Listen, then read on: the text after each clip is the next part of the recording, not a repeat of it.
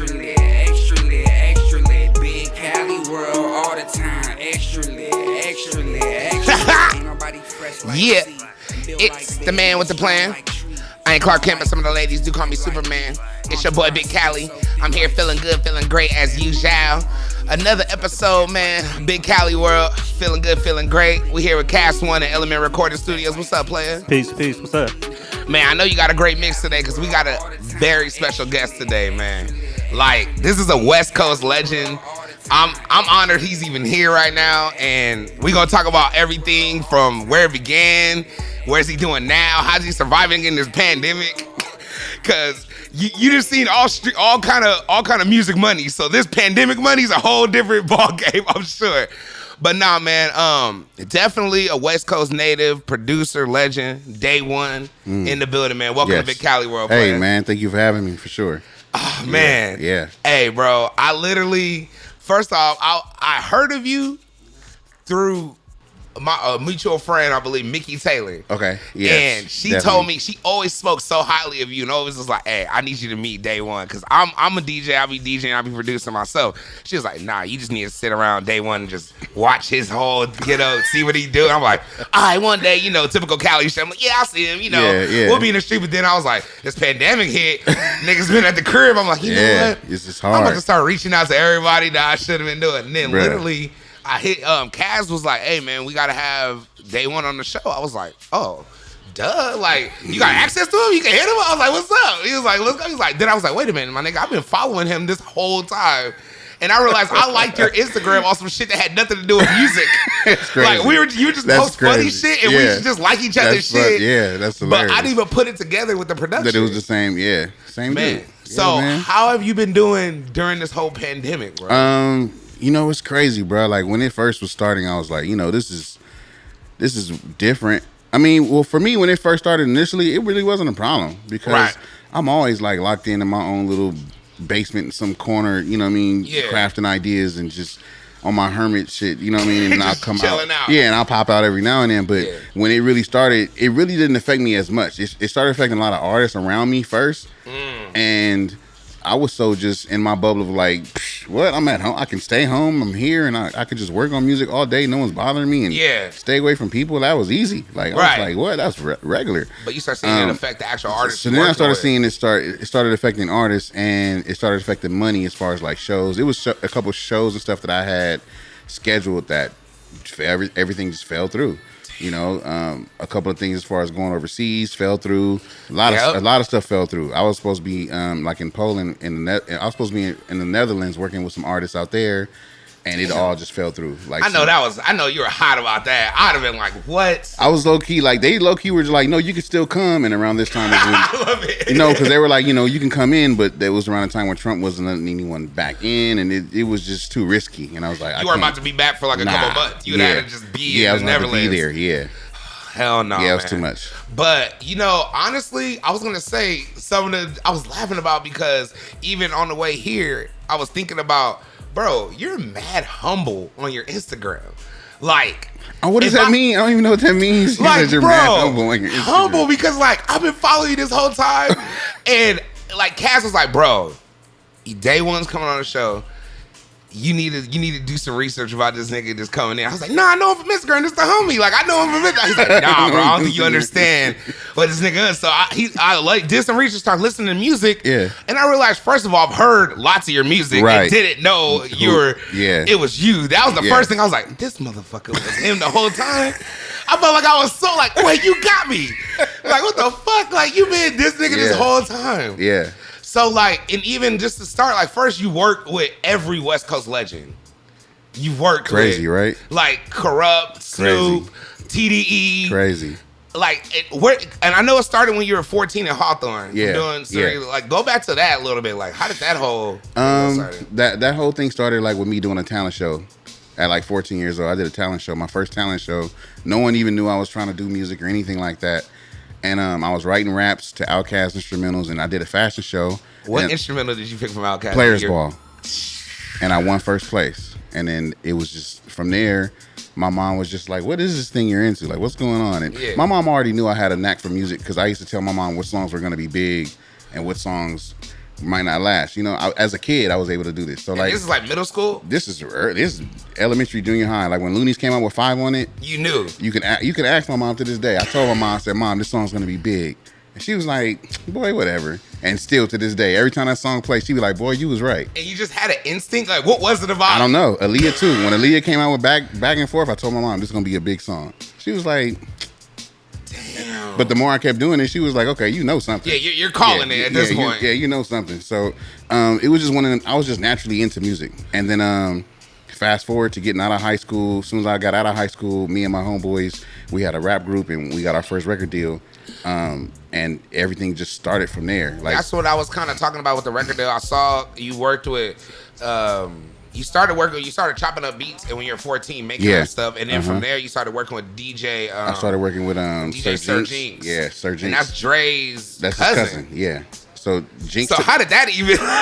That's some LA shit. That's what I be telling niggas. Like that's why LA is the most potent place in the world. LA is one of the places where you don't know who you gonna meet. And my homeboy was just at a club, and this dude that was a rapper was rapping, and he ended up battling dude and just smashed him.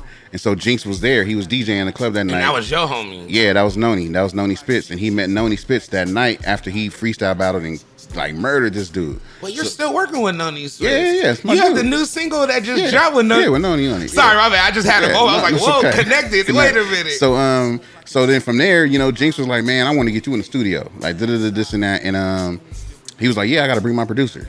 And he was like, okay, cool. And real nigga. So we right? That's a real nigga move. One. Yeah, that's a real nigga move. I got to bring him. And so I went, and Jinx was like, play me some beats. I played him some tracks.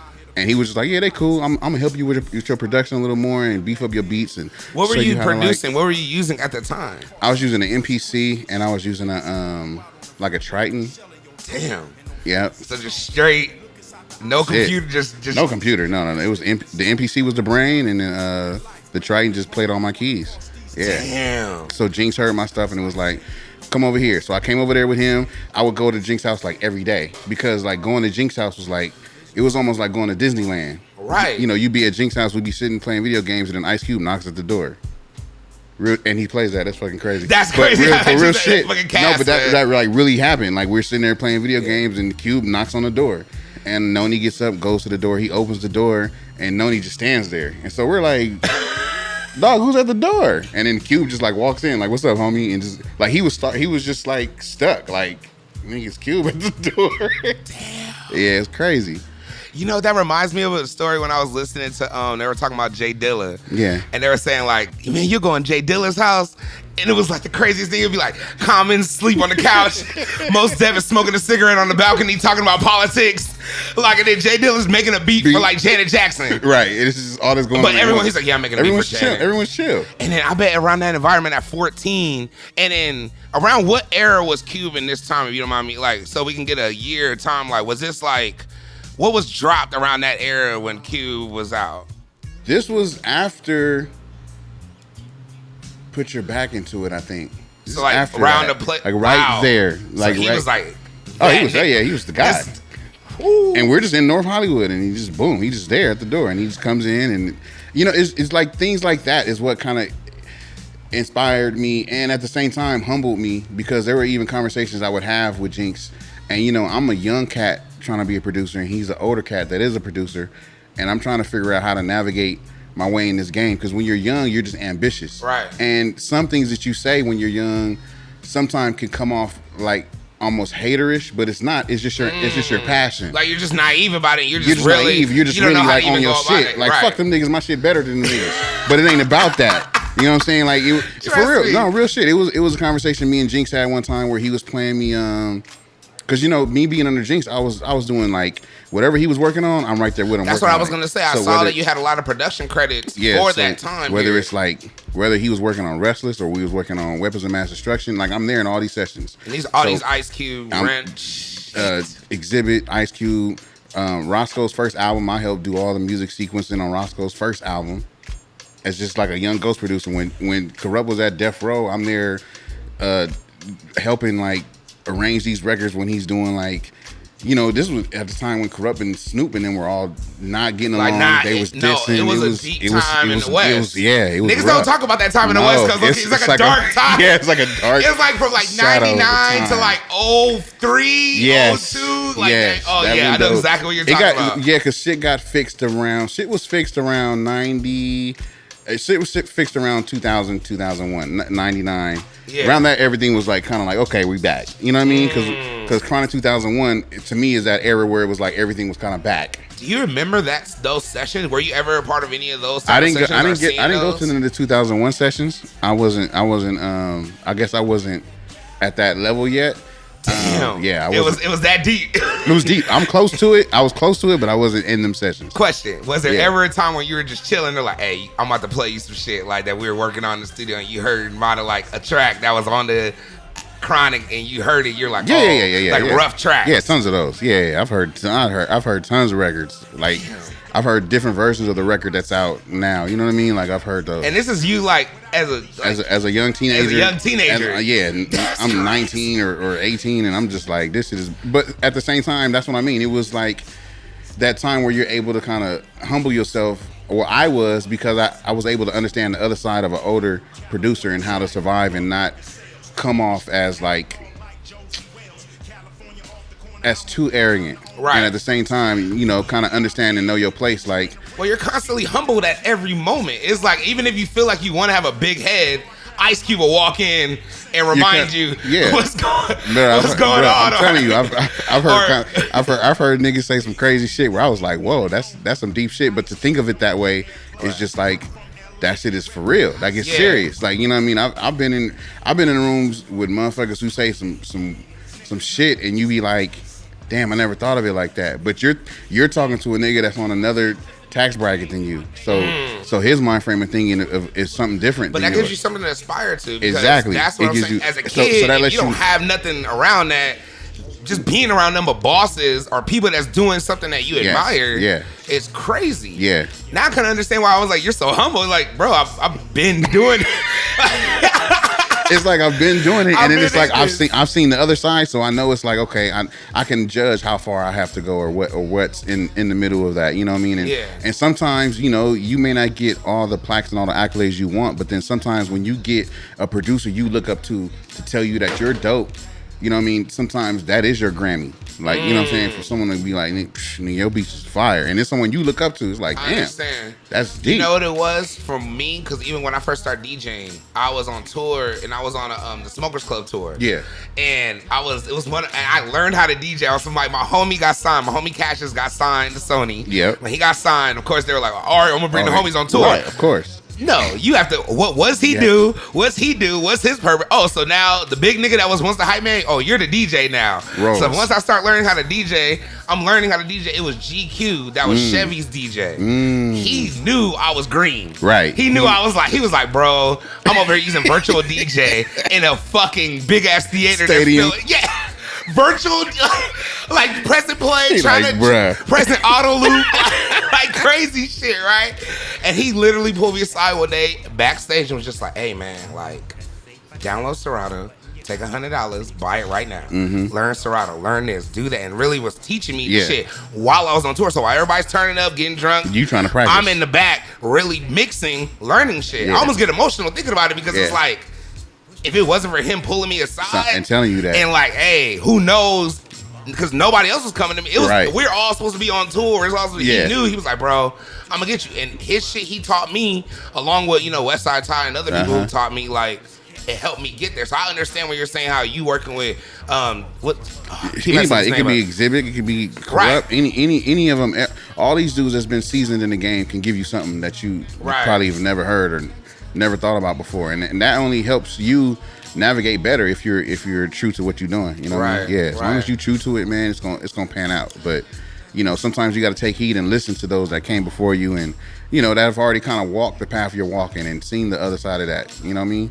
Well, what was it like? When did you get over, like, I guess, the shell shock of being around such legends but working at a young age? Because that's something I would say, like, even me, it was a little bit hard because you'd be like, dang, I kind of look up to these people. I don't want to fuck up, but you're young. Or did you always come into it like cocky, like I got, not even cocky, but just confident? I definitely came into it confident. Like I've always had that feeling like I'm supposed to be here. So I haven't felt the sign of it being like I met Prince one time and I was starstruck. That was the only fucking time where I was starstruck. Wait a minute. But in my defense, it was like one of those Grammy weekends or something out here, and I'm watching Bone Thugs perform at the Grand Slam downtown, and then I turn around and Prince is standing right behind me, watching Bone Thugs. And so I froze. That's so rare. I just froze, and he was like, "Hey, what's up?" And like stuck his hand out, and he had like two big ass dudes next to him. And then I just like turned back around to watch Bone again, and was like, "Damn, that's fucking Prince behind me." And he just like walked off and went upstairs. So shit like that, you know what I'm saying, keeps you in perspective, like, you know what I mean. But when you meet your idols and people that you idolize and that you look up to, you know, the main thing is just I don't want to fuck up. I don't want to fuck up. Right. And at the same time, I also am not a yes man, so I'm not gonna also just say yeah. That's the key. I'm also just not gonna say yeah because you're who you are. I'm gonna be like, that shit cool, but I don't fuck with it. Like, well, eventually, and this is something I had to grow into. Yeah. It was like, I want to work alongside with you eventually. Yeah. I want to be your whatever. However big you are, I want to be as big, if not better. Right. So that mindset has to change where you're like, bro, we can almost act like coworkers. You're just the coworker I haven't got to meet. Yes. You're like the coworker that's like the hard ass nigga on another department, but you do the same thing I do. Yeah. Because I still work a regular job, so it's like I kind of know how to like transfer. It's like you're like the nigga that kills in another office. Yeah, you work on that side. But we do the same shit. I just haven't got a chance. But once you think like that, that's when you could be normal. Exactly. And niggas start fucking with you. You're not like on a fan. You're not fanning out. You're not fanning out. Yeah. You're just. It was hard for me to learn that though, because my brothers kind of blessed me into a lot of shit, and I was young coming in. Yeah, so I was like, oh, well, I'm drunk, I'm high, I'm smoking weed, groovy, whatever, and I'm like, oh, it's Wiz, it's Taylor Gray, it's Juicy J. Oh my God, it's crazy. And I'm like, bro, I could have been that whole time playing beats, trying out samples, showing these niggas mixes, trying to DJ they after parties. Right. Nah, I'm trying to get high with them and take pictures. Like, and this is all young shit. You have to learn it. You gotta learn it. So you gotta learn hearing your stories, like you already started from the jump. You're like, nah, I'm working. Like this is what it was. It's work. Like it's work, and I understood coming into it. Like this shit is like it's not for play. At the same time, I don't smoke or drink. So I'm not going to the functions to smoke or drink and hang out. Right. My intention is always to network and get up out of there. Like I think that gives you an edge. It gives me an edge because I'm never in there like I'm just trying to turn up and get drunk with my niggas and what we doing. No owner can ever, or no producer, or no like record exec can ever do either. Hey, come over, let's smoke. Let's hang out. Then they BS you with smoking. So see, I have to deal. I will smoke with them for an hour and be like, all right, can we talk business now? Because I'm not that high. And even like coming up in the game when you're like a producer trying to sell beats to rappers that are trying to come up in the game, sometimes that's their pitch too. Like, I can give you this pound and shit. For me, that never works. It's always never like, thought about that. How many times have you got offered that at the game? I got offered it so much that my homies would be like, nigga, don't turn out no free weed.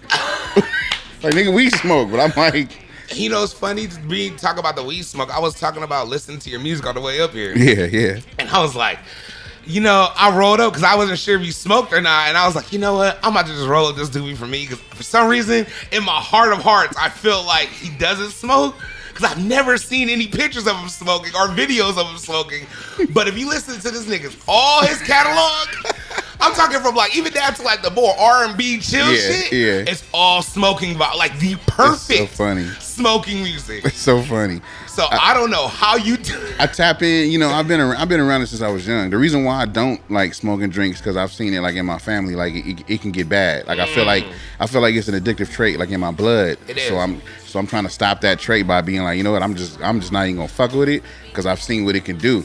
And when it comes to the music, to me, music is just a mood.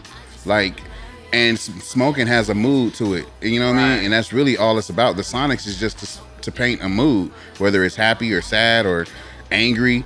The music just paints that picture. So smoking is real, just chill and relaxed and laid back. And me growing up in Cali, that's easy to tap into because I know what it's like to be chill, laid back on a sunny day when it's just cool and just chill. And then you just capture and that I just capture that sound, and that's the sound. Man, so like even when you listening to this sound, okay, because you've been coined for being one of the producers that developed the new West like the era, new West, the new West, this new sound. You've been coined that producer, right? Or a part of that group of producers. I should say, it's a class. It's like a class of us. Yeah, exactly. Yeah. So, what do you?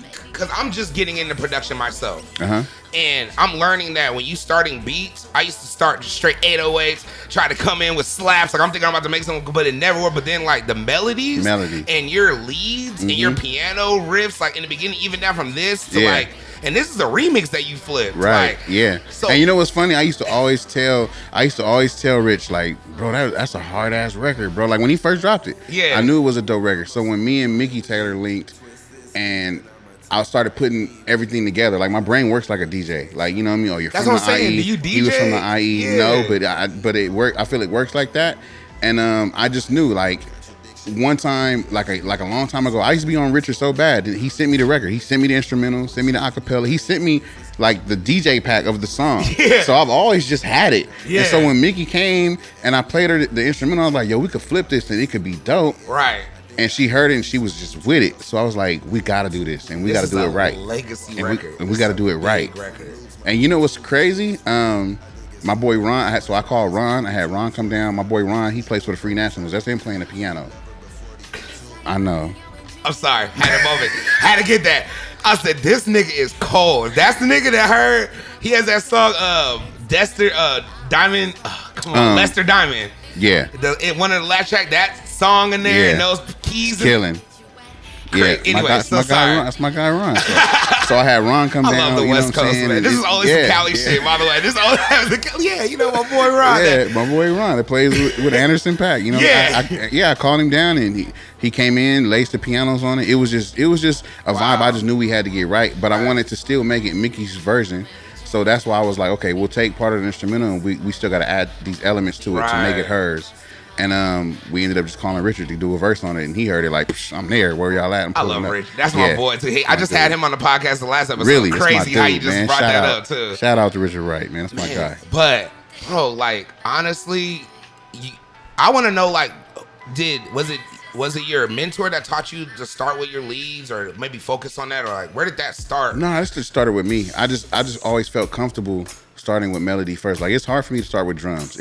I can start with drums if I'm going in with live musicians. If it's me and just some live musicians, I can start with drums. You do have some songs I heard. I was like, wait a minute, this ain't no MPC. That bass rolled a little too clean. It rolled a little too clean, and it was a little like off a little bit. Yeah, that's what you want. I was like, okay, that's the feel. Yeah, man, you want the feel. Everything can't be stiff. Everything can be quantized. It just doesn't. Thank you for feel saying, right. Oh my god, yo, I be talking to producers because I'm learning. So I'm talking to hella producers. I'm talking to hella people, and the producers are telling me like, you gotta quantize everything. Go ahead and get it. I'm like, it don't sound like like a robot. It don't sound like it got that feel. If you're going for the vibe of like, if you're going for like a trap vibe, you're gonna quantize everything. If everything's gonna be trap, you're gonna quantize everything because that's just what it's pretty much based on.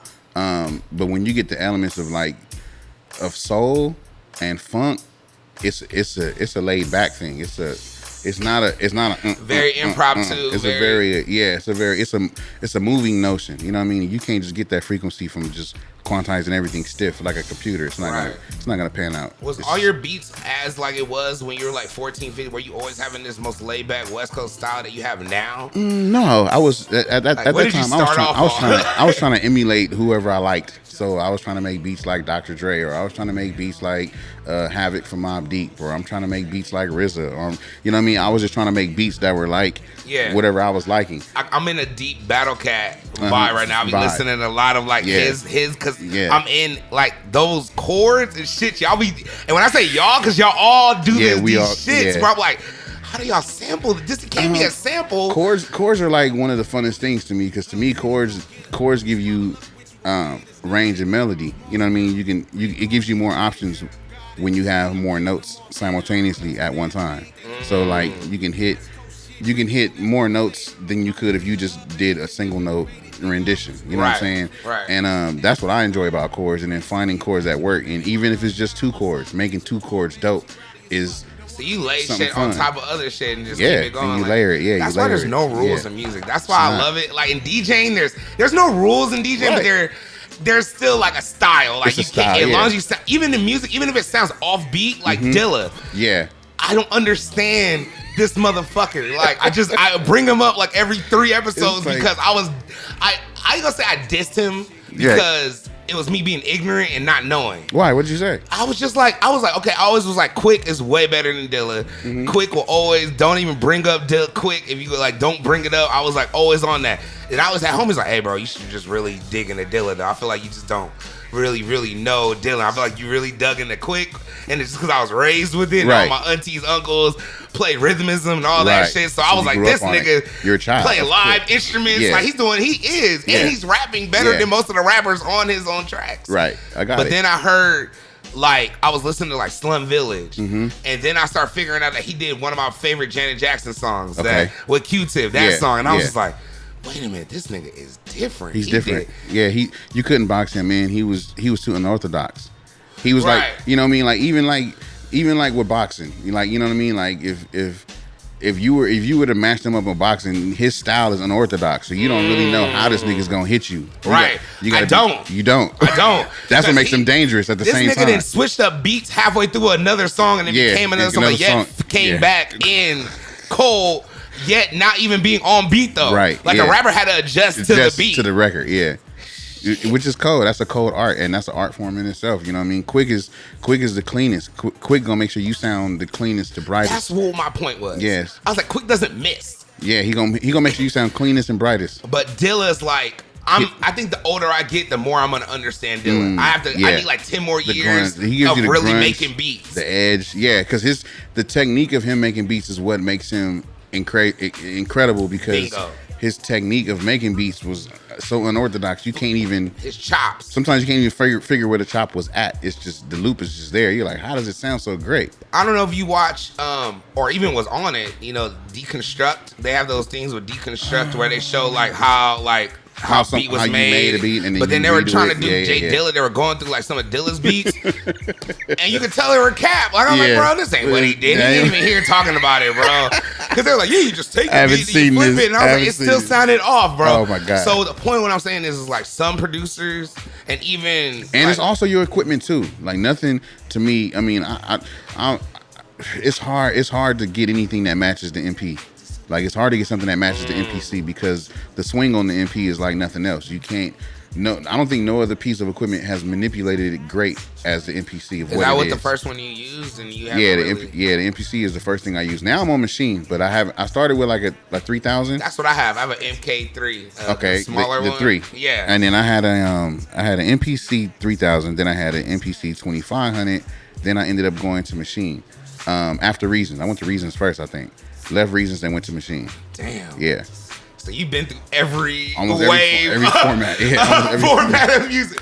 What's your Every format favorite of so music. far? Do you like Machine? I love machine. I love it. I love it because everything is internal. The only thing I can't do is record vocals on it right now. But other than that, I do everything in the box of machine because it helps me on every stage. It gives me a little bit of everything from everywhere else I've been before. Do you chop your sample? Do you chop samples on Machine Yeah, too? all the time. Yeah, all the time. I can't figure that out. Really? I can't. I be getting lost. Easiest. Can you start a course, please? And like just like do a I've day one. been How did thinking you- about it. I've been thinking about a quarantine course on making beats. That'll be kind of dope. Hey, trust me, it's a lot of producers out there and they're making cap ass beats and they're making dough. But then there's like Right. the dope ones that's doing it and Yeah. they're making like hella money. Hella money. Yeah. Like my I've boy seen it. Curtis King. I don't know if you know Curtis. Curtis. Yeah, I know Curtis is my guy. Oh, see, Yeah, that's my shit. dude. Cali shit. He has a whole fucking network. Like, Yeah, he getting does. That shit, He does. Like, Man, my guy, he grew that shit fast too. Quick. I ain't mad. Man, I used to throw producer showcases. And Curtis King was in like a lot of my showcases. For producers, yeah. I'm probably gonna do that. I've been thinking about bringing it back because a lot of the producers I've been working with now are even shit on a whole nother level than they were at the time. I was listening to your beats and even your beat tape. I was listening to Revenge of the Sith. Yeah. I was listening to that and I was like, That was the first one. that was. Yeah, that was like 10 years ago. Yeah, that's the one I came Yeah. upon. That was the one I told you I was listening to on the freeway and Yeah. it got me Yeah, here. it got you. I was Okay, like, because got I you. was stressing because I was like, I gotta get here quick. I'm already late on some typical Big C shit. Like I'm like, fuck, I tried to be on time and just not working. And I was listening to it. I was smoking the blunt. I was like, oh, you know what? It's alright. This shit's a vibe. And I was like, oh, this nigga samples is crazy. I was listening to a brand Bad For You. Okay. First. Got you. With you and Snoop. And I was like, wait, he got songs with Dogg? Yeah. And then I was like, wait a minute, he got like 20 songs. Like they did hella albums together. I was like, wait a minute. Oh, how did you start transitioning from working under your mentor to going to straight like getting yourself placed with larger artists and then doing that? Like how did that transition go? Well, it started with me being with Jinx so much, right? And so as I'm with him, I learned I'm not gonna lie, I actually learned networking with artists from my boy, my big homie Bishop Lamont from Carson. Shout out Bishop Lamont, my guy. Shout out Bishop Lamont. You know, when me and Bishop like linked up and we started doing this whole new West shit, you know, Bishop to me, in my opinion, is one of the greatest networkers I know to this day. Like he knows how to walk into a room charismatically and not be forceful, but connect and network with people. That's what's important. Don't very be important. Forceful. Just let it happen. Yeah, let it happen. But he and I learned by watching him like how to network and meet other artists and you know, involve myself in situations. So when Jinx would have me around stuff, I would start knowing like, okay, I'm here with so and so, and me and Crondon are kicking in the kitchen, and you just start networking with these people and then building your relationships, and not only just building relationships but nurturing those relationships. So in order for me to get with like bigger artists that I wanted to work with at the time, I started looking at their camps and saying, okay, well, let me work with the smaller artists around that big artist, and then maybe I can work my way to get into that big artist. And it worked for me. So like the first time when I first met Snoop, Macalucci took me to the club, and Macalucci was like, I'm gonna introduce you to Dogg tonight. Not to cut you off, but shout out Macalucci. Shout out my guy Macalucci. Yo, your songs with Macalucci, I was listening to in the whip. Yeah. Hard. Real hard at like, first off, I'm mad you made me angry. I didn't know about shit because I'm one of them very like I'm a Capricorn. Yeah. Real boastful. Like nigga, I know everything out here. Nigga, you can't tell me shit. I was like, wait a minute, this nigga put me on 40 different artists and songs and collaborations that I didn't even know. I mean, all with niggas I don't know and niggas I grew up with. Right. It's so crazy. Yeah, sorry. So shout out Macalucci. Yeah, shout out my guy Macalucci. So what happened was I ended up doing a record with Butch Cassidy first, right? Me and Butch Cassidy. I was working with Butch Cassidy. I met him through DeMizza. And I started doing songs on Butch Cassidy for his album. And this is probably like back in like 2008, 2009 or whatever. And doing songs with Butch Cassidy, Butch took one of the records we did and took it to Snoop. Snoop got on the record. I didn't know. He brought the song back to the studio and was like, I'm going to play you something, and played me the song. Yep. Like, oh, I know this song. And then the third verse comes and Snoop comes on the record. And I'm like, well, that'd fucked me up. That fucked me up. So that was my first time getting the record with Snoop was Butch. Butch took, you know what I mean? He took that initiative. But I was working with Butch before I worked with Snoop. So then I started working with other cats. Macalucci was a young cat coming up in the streets. I'm a young cat coming up. So we started doing records together. He goes over there with Snoop. So Snoop's hearing my stuff come from Macalucci. And then he's hearing it from Butch Cassidy. Then he's hearing it from Trady. And he's hearing it from this. So then when I first actually got to meet him in the club, Lucci was like, man, this is Dae One, Snoop. This is the dude I've been telling you about that make the beats. And Snoop was like, man, your beats is hard as fuck, homie. Like, your beats harder than a motherfucker, man. And he shook my hand and I was like, damn, that's crazy. And he was like, man, we're going to connect and do some more shit. Right. So I was like, all right, cool. And then I just looked at the club and I had a moment of like, damn, that was crazy. Like, this nigga I looked up to just said my beats was hard. And you know what I mean? And he told me, like, man, you know, I was thinking, when I'm hearing all these records, I'm like, how come I ain't getting none of these beats? Who is this nigga giving these niggas beats? Shit. Like, why ain't got no beat? Like, nigga, you're Snoop. Like, you can email me right now. You'll get 100 quick. And in that theory, I was like, okay, my theory worked then. I knew if I worked with enough people around him, eventually he'll hear something he likes and be like, who is this guy?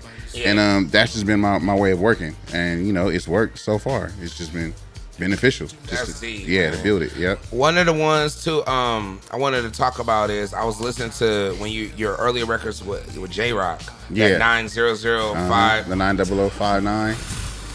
That was the one with him and Busta Rhymes, right? Yeah, the one with him and Busta Bus. Crazy. Like what? Those records. First off, this is like early J Rock too. This is like the album that won the Grammy. I think it's the album right before. It's the album right before. You're always doing that too, because you did that with SZA too. Yeah. On the Child's Play record, I seen it was like the right before the. I'm like, this nigga is there, like always there. I'm always there, every single time, right? Even the Say What's Up with All a Black Hippie and It's always just like that for me. How did those records start going with TDE and you and your relationship with TDE? The TDE relationship was like we all were coming up in the New West. Us, Nipsey, we all was just in the streets grinding. Problem, you know what I mean? Everybody, we all was just coming up at the same time and building that relationship with them. Everybody knew Dae One make beats. So I went to the TDE house in Carson and I dropped off like a beat CD. It was me, Schoolboy. So this is before niggas was really on. This is when they're in the house with Punch and everybody just in there. All the stories I hear about them in the crib, all in there. Yeah. At one time, so I go to the house. I got a beat CD with like 30 beats on it. It's me, Kendrick, Schoolboy. Matter of fact, Kendrick and Schoolboy picked me up from the train station in the red. What do you say? The red Magnum. Yeah. Can we get it back like the red Magnum, like Top had? They come pick me up in the red Magnum from the train station. I didn't have a car then. They came and picked me up. We get to the house. I play them these 30 beats. I just leave the whole beat CD with them. Like, fuck it. Yeah, they take me back to the train station. I'm gone. Boom. I run into them at one of these events, and they like, nigga, we got songs to your beats. Schoolboy like, nigga, I got songs to your beats. Like, woo, we working, right? I said, oh, okay, cool, I want to hear them. Yeah. Then I get a phone call, like, J-Rock's taking the one song for his album over there with Tech 9, so we gonna do the paperwork on that. Schoolboy took the other records for Birds and the Bees, and him and Kendrick did that record for the Setbacks. So it was just always a working relationship. And then when the SZA shit came, Punch just hit me like, Dae, we got this girl, we're thinking about signing her. She wasn't even signed yet. So she's fresh, she's still in Jersey at the time? She flying in from Jersey. We get in the studio in Glendale at Treacherous, and we cut Child's Play. And she wasn't even signed to TDE yet. He was just like, we're thinking about signing her. So how'd you know? Okay, this is where I get with producing. Okay. You have a brand new artist. They're thinking about signing her. They're on. Obviously, the label's getting established. Like, you know, this is some real shit. This ain't no like it's happening. Fun. No, they want to fuck with her. Yeah. How do you develop the sound? You're like, oh, this is gonna be your sound. He sent me some songs. He sent me a couple of her records. So I listened to her records, and I'm always all over the place. Like I listen to a lot of different type of music. So when I heard her music, I was like, oh, okay, she was on this vibe I was listening to, because I was listening to some instrumentals from this other girl that showed me some beats from this cat named XXYXX or whatever. So that's what instrumental had first came from when I first heard it, and I sampled it. And then I felt like the beat wasn't even done. So you sampled the instrumental, they give you, oh, okay, cool, this is what you want? Right. Boom. Well, that's the vibe. So I knew the vibe, like, okay, let's catch this vibe. So I caught the vibe, I added some shit to it, sent to them record. We got in the studio. I didn't even send her the record. We got in the studio. I was playing her beats. Played that beat. She was like, wait, go back. She went, and she jumped on it. Like, boom, let me cut the mic on. She went in the booth, and she started freestyling her lyrics and all of that. And we just came out with the record. Was Childish, not Childish Gambino, excuse me, so sorry. Chance the Rapper. Was Chance wasn't on the record. So I have a version of Child's Play that has a bridge and everything. People never heard it because we took the bridge out and put Chance on the record. Yeah, because at first they wanted to put Earl Sweatshirt on the record at first. That's who we were going to feature on it at first. And then Chance ended up Shout on the record. Shout out Earl, that's the homie too, yeah. Man. So I don't even know how that happened, but that's just LA shit. I always LA. say some LA shit. Oh yeah, you can sit in here, it could be an Earl on it. Well, never mind. We'll put Chance the Rapper on it. And put Chance on it. And it fit perfectly. You would think y'all was all in this room in the lab together. So crazy, I was right? like, wait, and it was it was in the mastering and everything, in the mixing, everything was hard. Yeah. It's just one of those songs that just lives. Like right now, I think the song has like 75 million plays on Spotify. Yeah, like they're sending me a plaque for that. Man, so what was one of your first plaques that you got that was one of your first? I never even got my first plaque. My first plaque is I have an exhibit plaque. I just never got my plaque. You just haven't got it. Again, shows to the humble. I mean, yeah, I got one. It's just, that was actually my first plaque. I just hadn't got it, and I was like, you know what? Forget it. I'll get it one day. I love it. I was broke back then. I ain't had them. You know what I mean? I ain't had the money because you got to pay for it. I ain't had the money to pay for that shit back then. What, you got to pay for that? Yeah. I didn't know that. Yeah, they're not free. You got to pay for them things. Just like I heard, you got to pay for the star too. Got to pay for the star too. These motherfuckers. See, I'm glad you told me now, and I wasn't shocked then, because that would have like burst in my bubble. Like, I got my first plaque. Yeah, go in and send 800 or the 1500 round, whatever it costs now. Sometimes you can have the labels. Sometimes the label can pay for it for you. Yeah, but if you're independent, I'm talking about if you're just indie or you ain't on the label and you ain't on that list, that magic list of. You gotta pay for it. You gotta pay. Your name, you're credited, so you can get one that's gonna cost you this much, and you just. It's worth it though. It is. No, because it's like a trophy. It is definitely a trophy. Because I played basketball a little bit in my life, and all my homies is hoopers and football players. So those are like, as a producer, as an A&R, as an artist, like you wake up, you can see that, but that's not what you're doing it for. Right, it's not what you're doing it for. But a lot of people are doing it just for. I mean, it helps both ways. You know, when you have a meeting at your office and you got your plaques on the wall, it's no question on what you charge. You know what I'm saying? So it works both ways. Someone comes to sit down with you and you got all the stuff on the wall and they're like, so how much do you charge for a beat? And you tell them, they can't really argue with you. True. You know. Makes sense. Makes sense. So it works. I get it. You just made me need a plaque. I'm like, yep, I would love to have that bargaining factor. Like, oh yeah, cool. It'll be a rack just to talk. Because, I mean, you see. I got shit to do. Yeah, look. Right here, you just talk right there. Yeah, I would take pictures. I would talk. I would be FaceTime. All my FaceTime calls would be right there. I'd just be talking. I'd be talking about normal females too. It'd be like, hey, you want to come kick it? I'd be like, ooh. I mean, maybe. Let me check my calendar. Nah, but I feel you though, man. What I wanted to bring you before I get you, because man, you've been sharing a lot of gems, man, and I love picking your brain, man. Yeah, that's what it's about, bro. Good. What your label you have now? Yeah.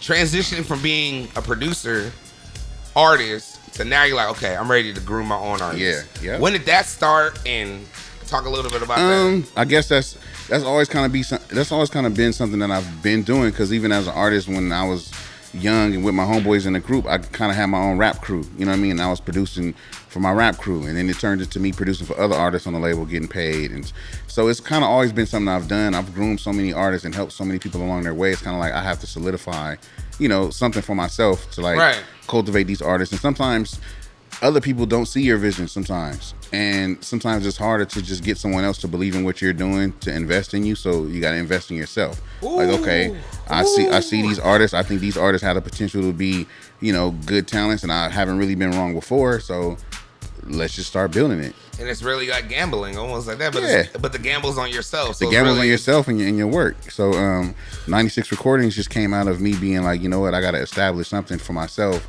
to where it's like, okay, I got grounds. I can stick a flag in and start claiming stake in this industry. And who's the artist you have under 96 Recordings? Right now I have the Young Giants, two brothers from South Central LA, which are super dope. They're the sons of Player Ham. So Player Ham's their dad. They shout out Player Ham. He's with he's a dude with Quick and Sugar Free. Penthouse Players Click. Yep. Oh, that's some real players over there. Some real players over there. So you know, those are the big homies, Quick, Free. Player Ham, those are the big homies. Not to be on no fan stuff, but weren't you just at like a quick? Just at a Sugar Free video shoot last night? Yeah, my guy Sugar Free. Yep, Sugar Free was at the video shoot. It was SKG video, and Sugar Free was there doing his verse. It was dope. It was good to see my guy. That's not your first time working with Sugar Free. Sugar Free, no, I'm on Sugar Free's last album. Man, I work with Sugar Free like a lot, bro. Like Free's like the Sugar big homie. Free. Every time, I'm gonna be real with you. He was somebody when I first heard in middle school. It was in middle school when I first heard him. I was like, oh my god, wait a minute. He's like, this is different. At first, I don't understand what he's saying. Yeah. And then the older I get, the more I understand Sugar Free. The more I go through shit, the more like I might get in a relationship and break up, the more Sugar Free makes sense. The more he talks to you, you're like, damn, he's right. You know, if I just listen to Free, Free, the first couple times. Free's like that uncle that tells you how to deal with girls. But I initially didn't want to hear him because it always comes out like, what? I told you a flea could pull a trigger. Like, what are you talking about, bro? But then, like, an hour later, you're like, damn, he actually kind of right, though. Why didn't just listen? Yeah, you got to just listen to the game. He always drop game. But yeah, so your album, I'm sorry. Y'all go on tangents. My bad, bro. Who else is on the label? All right, so my guy Carte Blanche, which is actually Noni Spit's cousin. Carte Blanche from South Central also. Okay. We'll be hearing noise from him soon. I've dropped a couple singles on him, but we have a project that's about to come out. On this single you just dropped right now? Which one? It dropped it back in June. Hold on, I have it on my phone. I just listened to it too. I'm fucking up. Sorry. The We Got It record? Yes, thank you. I was like, it's the red. I saw the We Got It. It's the first record, and it was like first off, it was a groovy record. It had a groovy West Coast feel, but then it was like a newer sound. Right. It sounded new as shit. I was like, wait a minute. That's crazy. But it had like an old soul to the track. I listened to it like 3 times. Then I went back to the Snoop Bad For Me it's track hypnotizing. too. Yeah, We Got It is hypnotizing. That's me and my childhood friends, Noni Spitz and Tajay. We're the three that came up together, being in this industry trying to rap and make moves. And that record is just a record to me where it's just like me showcasing the love for me and my homeboys, and that's just what it is. It's just one of them. It's just a groove you can't really deny. No, you know what I mean? And that's one of your signature sounds. Yeah, like I would say throughout your records, you have this bounce groove, but it's not really a bounce. It's like really smooth though. Smooth West Coast is, but you could have an R&B singer on it, or you could literally have a fucking real ass hood nigga on it spitting some real hood shit.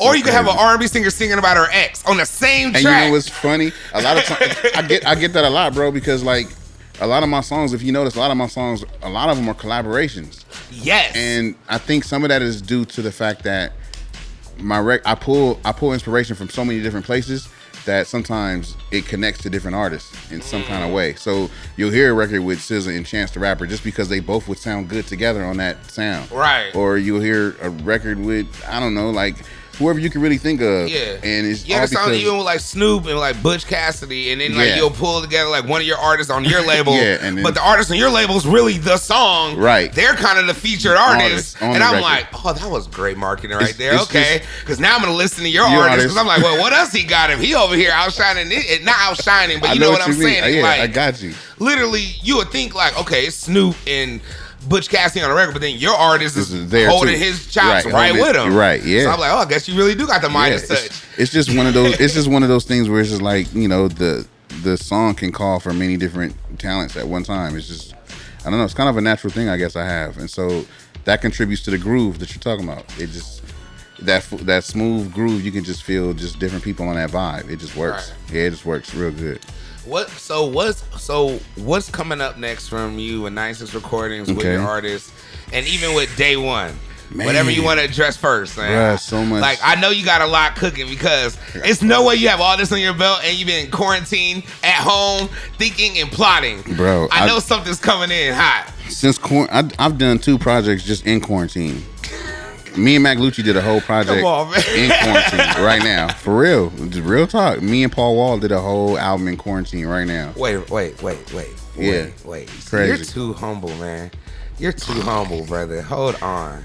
You literally said Paul Wall. Yeah. How was that?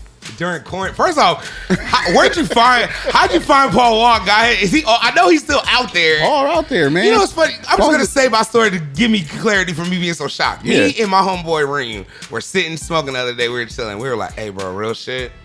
Niggas don't want to admit this, but if you listen to Drive Slow, I think Paul Wall ate up Kanye. Sorry, I can argue that with anyone. Verse was hard. This nigga, his verse was hard. Was hard as fuck. You're not out rapping Paul Wall on some slow, groovy type shit. So I can only imagine with your beats and Paul Wall. It's ill. I'm telling you. Is that out yet? No, we haven't. We're mixing still. So. Yeah, we're still working. Exclusive. It's coming. It's coming. Paul Wall, Dae One. Yeah, Paul Wall, Dae One. If anyone knows me, knows I smoke a lot of weed. This is a PSA. Definitely. I smoke, I chill, I know this music. And this nigga's music. Fuck this show and all this. This nigga knows when he talk about the groove, the wave. Yeah, you're definitely smoking. Paul Wall. Smoking to this. And man, that's gonna be mine. We got to figure out the title. So yeah, me and Paul Wall did the album. Me and Mac Lucci just finished the album called Fast Money. Me and Paul Wall haven't named the album yet. We got to figure out the name of it. Who else? I saw you working with it looked like a female artist too, and I saw it was like you were like in a band, like it was like literally you on some other shit. That's my girl Coco Kennedy. We did a whole album on her like top of the year. We dropped a project on her called Co-Town, where it's like her version of like Motown renditions, but it's dope. It's dope as fuck. It's out now. That's out now. Coco Kennedy, she's dope. She has the look, she has the marketing, she has the voice, and just been working with her heavy. I've been working with my guy Austin Sexton, which is like he's coming out with an album ASAP called The Closure You Seek. He's like an alternative R&B artist. I've been working with him. I've been working with my guitar player Jay Rand. Me and Jay Rand have started this thing called The Mob, which is like a lot of our musical friends all getting together and doing I don't give a fuck music. So it's crazy and ambitious. Wait, this sounds like a whole vibe right there. Just I don't give a fuck music. It's a monster. Can you please make the mixtape called I don't give a fuck music and let it all just be the grooviest, tightest shit? It's massive. It's this shit is massive, and that's what music started on. Yeah. That's what jazz started on. Yes. You go back in history, Charlie Parker, Miles Davis, Dizzy, they all started with improvisation music. It was I don't give a fuck. They would smoke some tree, and I'm gonna do this, and they would do whatever they do, and they would zone out. Yeah, the drummer might have an 8-minute solo in a matter of the horns coming in. Fuck it, it's gonna happen. And I came up with the idea because it was like, you know, I was talking to Jay Rand and I was telling them like, man, you know, I just want to make some music where we can pull in our friends and it's not based on what our music's supposed to sound like or who we supposed to be image wise or what we're doing in our own personal individual careers. It's just kind of like, you know, you can come here and you can have an alter ego and you can just let free and let out that shit you want to let out, and that's how the music's coming out. It sounds like therapy. It sounds like therapy for artists. It's very like artists yes, come there very therapeutic. to just jam out and just become something. Yes. Oh, that's what it is. I'm so interested to hear what those projects come out of. I just want to hear it. It's coming. I want to be a part of that shit. I got some samples. I'm gonna throw you some loops or something. I'll figure something out. So but that's lit, man. So that's me, Jay Randy, DJ Lethal from Limp Bizkit, and House of Pain. He's a DJ in the crew. My guy Stu Brooks, who's the bass player from everybody from Kanye to G Unit to Lady Gaga. Jay Rand, who's an alien in his own right, crazy, bro. And we're just pulling in all our super artists that we want to bring together and bring to the table, and we're just doing whatever we want. That's dope. Yeah, it's ambitious. Hey man, before I get out of here, man, I want to last question I want to ask the people. Let's go. For the young producers out there, for the young entrepreneurs out there, because you're a businessman, you have a label.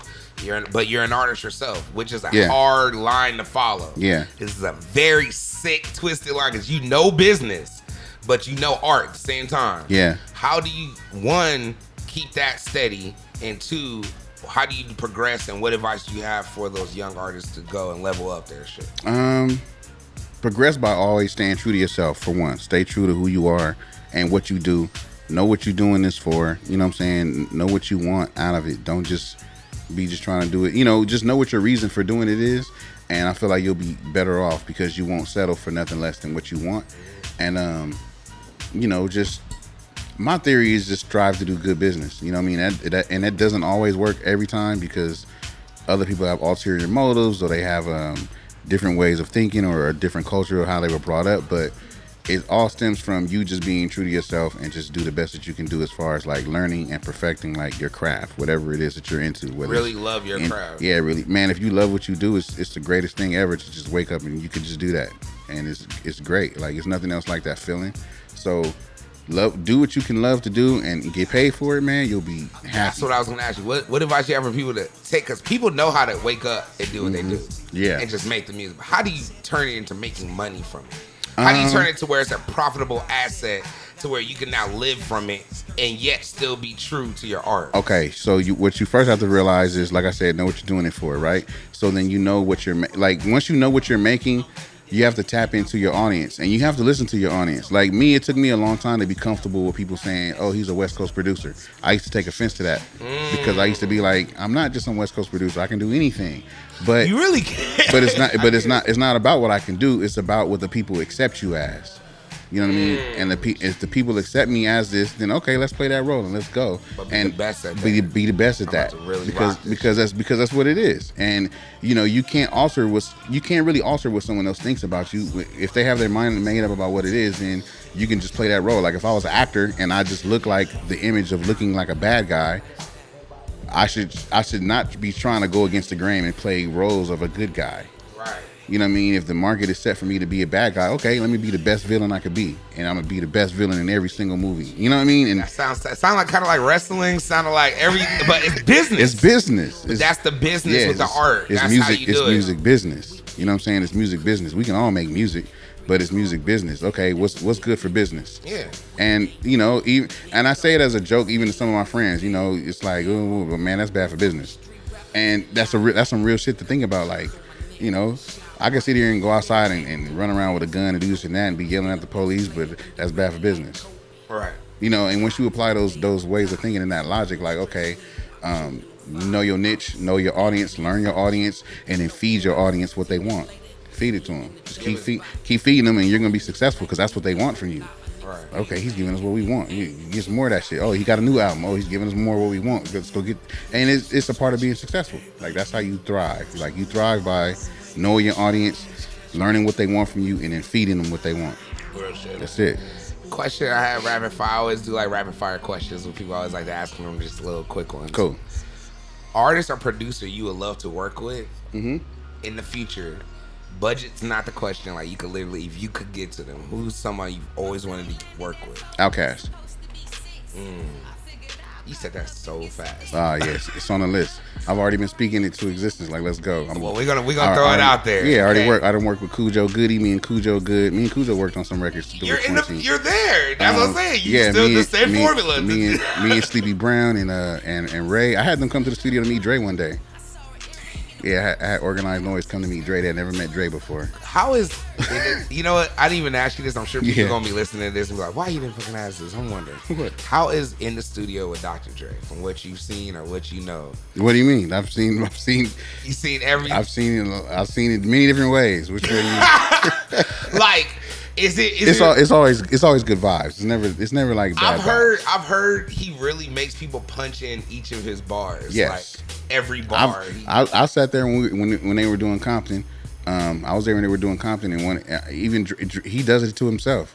We were sitting, bro. I swear we probably was sitting there for like 45 minutes. He kept saying this one phrase over and over and over again, just to get it the way he wanted it to sound. And I was just sitting there like, damn, he doesn't just do it to everybody. He even does it to himself. That's like crazy. Yeah, he wanted to get that bar right, so he re-rapped that bar at least probably 90 times. That's why. Okay, because look, here's a theory I have, and I was talking to all my homies, and we be playing music. I'm like, bro, Dr. Dre's music, I never understood this until you start producing. It never peaks. Right. It never cracks. And I mean, you could play it on a phone, you could play it in a car, you could play it on a multi-million-dollar album sound system, you could play it anywhere. And you could turn it up volume all the way up, and it would just sound clear. Dre knows. I've told him, like, bro, teach me that. Teach me how he knows something about frequency. The average person just can't. I don't understand. Figure it out. He knows even something your special. music is engineered amazing. I'm listening. I'll be listening to him. You know That's what why I mean? I'm like, I'm listening to him, and I'm trying to catch up to Dre. I'm trying to catch Dre. Like, Dre, what you doing? I've been there. Like, bro, how you hear it like that? Like, oh no, I make my kick gonna peak just a little bit. Like those are small things. Like other levels. Yeah, those are small things you just can't get. And he knows like a sonic range, some kind of way. He knows frequency like anyone else I've ever seen. You say it's some kind of way. It's no real answer. It's really no real answer. It's like one of them things like you have it or you don't. Wow. And he just has it. He has the ear. For sure, Dre has the ear. That's why it's good to just keep working hard, and literally doing things so you can be around. Let me tell you this. Okay, so 2 weeks ago, Exhibit and Dimrick and Be Real, they're working on the album. They're working on the Serial Killers album. I don't even know if I'm supposed to say this, but they're working on the album right now. Damn. And I heard one of the records before Dre mixed the record. Dre mixed one of the records on the album, and I was at Exhibit Studio, and he played me the records. Like, these are the records for the album. He played me the records. So then I was like, okay, this record is dope. So then I end up at another studio, and Dimrick's there at the studio. I'm talking to Dimrick. He's like, man, we played the new shit. Dre mixed one of the records. So he plays the record I heard before. Yeah. The record I heard before don't sound like the record that he's playing me now, because the way he mixed it is so like, and he has this 808. It's just, I can't even explain it. He just knows how to make this. If we sit right here and play Boys in the Hood right now, Dr. Dre's 808 on Boys in the Hood to me is mixed greater than millions of songs that have came out since. No, it doesn't peak. It doesn't peak, but it bangs, and it's hard. He just knows something. I can't figure out what it is that he knows yet. But I'm How about this? I've even tried to download just real nigga shit. I've downloaded the Aftermath sound pack. Okay, and my shit still doesn't bang. I've downloaded the sound pack. I've tried to get it to where I'm okay. This is gonna be my shit. I'm gonna get it to where it sounds. No, get it to where it's going. No, it sounds good. Yeah, it's a great start. Right. It's still better than most, but it's not that. And that's what I can even say. Even it's inspiring hearing you saying, "I feel like I'm not alone in this." Like, okay, you understand? Yeah, no, that's real. I'm not crazy out here. No. I'm like, this nigga is wild. That's what makes him legendary. You can't, like, you know what I mean? It's just one of them things. You can't imitate that. Like, it's just so authentic and so real, and the feel of it has to feel like that, and it's hard to get that feeling unless you know the technique. He knows that technique. and to the fact that that's a mentor. And Quick does too. Quick knows it too. Yes. I was gonna say, bro, I sat there with a record that me and Chill produced from Corrupt and watched Quick master the record, and that shit blew my mind in 15 minutes. I'm not making that up. They just know something, and I'm sure it's something they learned along the way. You know what I'm saying? Yeah. And so it's all about just being better. You're never just your greatest every single day. Like you can always get better. Get better. Yeah, just get better every single day. Funny quick story before we get out of here. I literally it was a show. I want to say it was in San Diego, and literally we were playing the music, and literally like Sugar Free performed. It was Sugar Free and Quick. Sugar Free performed. It was cracking. Quick came on. The band started coming in. I'm thinking it's a DJ. I've never been to a DJ Quick concert at the time. Yeah. So I'm like, okay, it's cool. All of a sudden, the band starts warming up. Just playing jazz, though. It's hood niggas all in the crowd, but they're playing full, like, smooth jazz shit my mom loves. I'm like, damn, my mom would have loved this concert. Wow. And they're just playing smooth jazz, and then Quick comes on stage, and it stops everything, and then grabs each instrument from the player, and then tunes it himself. He was like, nah, turn it like this. And you can hear him talking to Mike like, turn it up a little. Okay, perfect. Yes. And then he'll get the drums. And he got on the drums and just just do it like, okay, turn it like this. And then literally went up and then grabbed it and then went straight into the song. I was like, crazy. This nigga's different, bro. Yo, Quick is one of the greatest, man. I've been at the show and seen Quick DJ the show. He's DJing and performing at the same time. Wait, I'm not making this up. DJ he's DJing from the turntables and performing the show simultaneously while he's DJing the show. Even with his other artists that are featured on the song, he's on the turntables, boom, boom, he do his verse. The other artists come out, do their verse. He walks from behind the tables, performs in front of the crowd, goes back to the table, stops the show. It's crazy. It's crazy. I'm just gonna say this now. All my friends or people who be coming to the house watching me DJ, watching me make beats. Yeah. This is why I fucking go hard, because I hear stories like this. Yeah. I can't compete. Like, what? That's why I gotta be on that. That's what niggas is on. Like, hold up. And these are our legends, and that's why we have to get Rose, and that's why I even have this platform here, so we can tell these stories and get it out there. Like, hey, man, gotta give them the roses. Because these all people from Cali. They all kids from Cali. Honestly, that's the way I look at it. Like, at one point, Quick was in the '80s, just a young nigga in Compton, just making beats, and eventually worked it out, and same with Dre, same with Cube, and now look at it. So they can do it, and they're literally an hour from me, or 20 minutes from me. Yeah, you can do it. And that's why I talked to, in hearing your story, I'm like, bro, you're an offspring from that, right? Yeah, you have your own whole empire. Umbrella. Yeah, exactly. Yeah, it's crazy. You can do it. All you gotta do is, man, just drive, and just keep going. You know what I'm saying? One step at a time. Just don't give up. Keep going. You never know how close you are. Man, just keep going. Man, I appreciate it. We just gonna end it right there, man. Okay. That was a lot of gems. That was great. You fucked me up with that one, Dae One. Hey, tell people where they can find all your stuff. Man. I mean, artists, anything you want to plug. Man, they can find me everywhere at Dae One, which is DAEONE. Actually on Instagram, I'm DAE_ONE. They can Google Dae One. I'm there. 96recordings.com, which is XCVIrecordings.com, Roman numerals. You know what I'm saying? XCVI. Yeah. And that's 96. For sure, man. Yeah. And also for this podcast and all your podcast needs, audio and visual, go to productiveculture.com /podcast. And how did you hear about us section? Put in Big Cali World, put in Argoon Radio. You get that special discount. Okay, they'll even probably hook you up with some free stuff. Trust me, just put the discount in, they'll hook you up. For this podcast, go on BigCaliWorld.com. It's available on YouTube, Spotify, Google Play, Apple Music, all that. It's on all streaming services, man, on YouTube. So subscribe. Also, for all your recording needs in the LA area, i.e., come to Element Recording Studio. Shout out Cast One. Beats, production, recording, anything. This is where we doing this at right now, man. Yes, sir. Nah, Cast One put this all together, man. Yes. Shout out Cast One. He's like the secret backbone to this whole situation. That's what he does. Oh, Annie Lena, hold on. Annie Lena, shout out the production manager, stage manager. She does it all, man. But nah, I appreciate you though, Dae One, man. No problem, honestly, man.